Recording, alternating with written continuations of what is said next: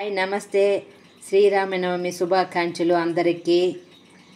ఈరోజు నేను సగ్గు బియ్యం పాయసం చేయబోతాను. క్యారెట్ వేసి దీనికి కావాల్సిన వస్తువులు ముందరి, ద్రాక్ష, యాలక్కి, నాటు చక్కెర, పాలు. సగ్గు బియ్యం ఈ చిన్న గ్లాస్తో ఒక గ్లాస్ తీసుకొని హాఫ్ అన్ అవర్ ఊరబెట్టుకోండి. ఇలా మరి నానబెట్టుకొని కాగబెట్టుకోవాలి. 2 గ్లాసుల నీళ్ళు బాగా కాగబెట్టుకొని బాగా తెరలేటప్పుడు సబ్బియ్యం వేయండి. క్యారెట్ ఇలా తురుముకొని కొంచెం వేయండి. తెరలేటప్పుడు సబ్బియ్యం వేసుకోండి.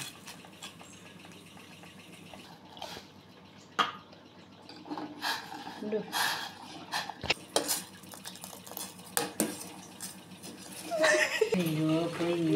స్పూన్ నెయ్యి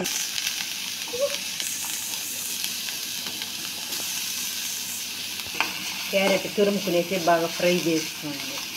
నెయ్యిలో ఇలా బాగా మగ్గేంత వరకు ఫ్రై చేసుకోండి.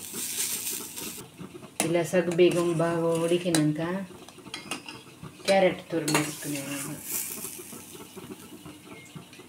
ఫ్రై అయినాక దీంట్లోనే వేసుకొని బాగా ఉడకపెట్టండి. ఇప్పుడు దాని కలర్ఫుల్గా ఉంటుంది. మనం కలరు ఏమి వేయాల్సిన అవసరమే లేదు.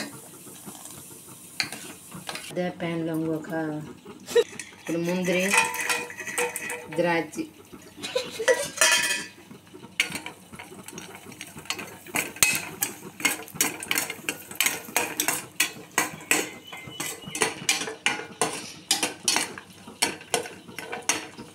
ఇలా గోల్డెన్ కలర్ వచ్చే మరి ఫ్రై చేసుకోండి.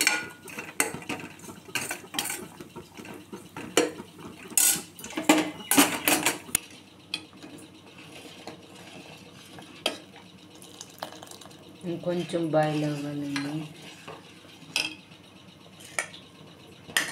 బాగా సగ్గుబియ్యం ఉడికిపోయింది. ఇప్పుడు నాటు చక్కెర వేస్తున్నాను.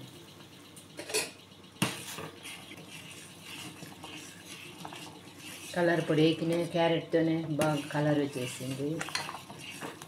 ఎంతో టేస్టీ అయిన సగ్గుబియ్యం క్యారెట్ పాయసం మీరు ట్రై చేయండి. ఇలా పిల్లలు ఎంతో ఇష్టంగా తింటారు.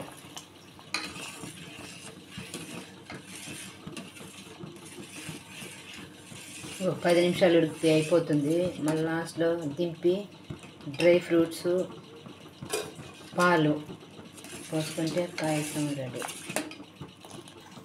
ఇలాచి పౌడర్ వేసేయండి. మా ఇంట్లో ఈరోజు శ్రీరామనవమి స్పెషల్ ఈ పాయసం, వడపప్పు, పానకం. మీ ఇంట్లో ఏమి కామెంట్ చేయండి, షేర్ చేయండి, సబ్స్క్రైబ్ చేయండి.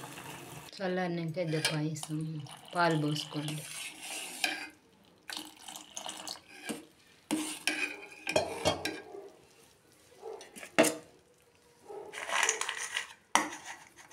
డ్రై ఫ్రూట్స్,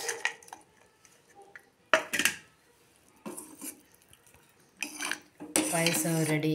మీరు రండి, పాయసం తాగుదురు.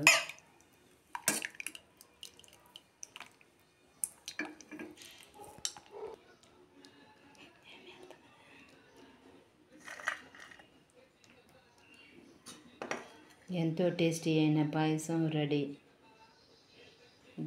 పానకం, వడపప్పు, శ్రీరామనవమి స్పెషల్.